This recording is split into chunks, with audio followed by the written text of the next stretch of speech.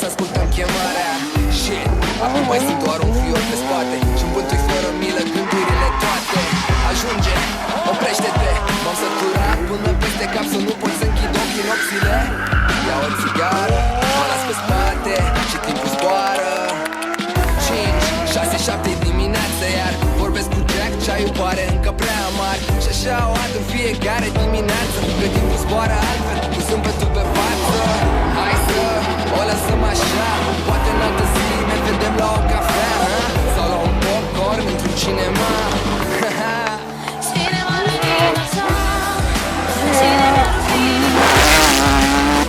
cinema, cinema, cinema făcut să plâng, poate nopțile la rând. Cinema, cinema, viața ca la cinema. Mă simt pierdut, astăzi lipsa ta mă doare. Rememorez toate vorbele amare. N-aș fi crezut, cuvintele pot fi criminale. Și în casa mea mă simt ca într-o închisoare. Da, yeah, bine. Să spun ce simți pe față, para nu mai fi în tren. Și trenul meu pare a fi plecat din gară. Eu în control să merg acum că aș veni, dar timpul zboară. Îți explic unde ai greșit, când m-ai mințit că m-ai iubit. Poveste clasică, noi suntem de nedespărțit. Exagerez, nu mi se pare, dar nu mai căuta iubirea prin buzunare.